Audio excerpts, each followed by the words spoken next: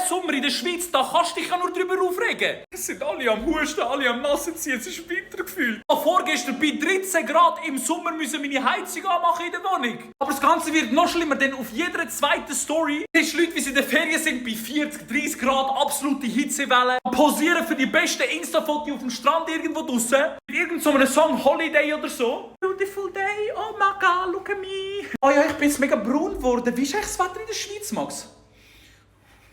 Also ich gönn's euch. Für alle, die in die Ferien sind, ich gönne euch. Ich sag euch so, wie es ist. An Böck, ich schieb dich ab. Ich mein's tot ernst, der Böck?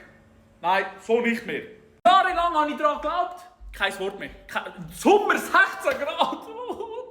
Seit 3 Wochen ziehe ich eine Regenjacke an oder sehe mehr Leute draussen mit dem Schirm als irgendwie mit kurzen Hosen. Ich habe noch nie erlebt, dass ich im Sommer blöd angeschaut werde, wenn ich mit kurzen Hosen draussen rumlaufe. Du, hast du den Bericht eigentlich gelesen? Heute soll es wieder schiffen kommen. Du mit kurzen Hosen. Ja, aber es ist Sommer, das war schon wieder Regen. Ich wollte Body austesten. Wir haben seit langem mal wieder neue Sommerkleider bestellt.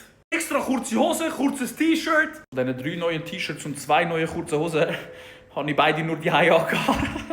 Schreibt mal in die Kommentare, sind ihr in der Ferien gewesen? Wenn ja, wo und wie warm war es dort? Das i-Tüpfel ist eben auch noch. Leute kommen dann bei mir in den Stream rein und fragen so, und Max, wie ist das Wetter in der Schweiz?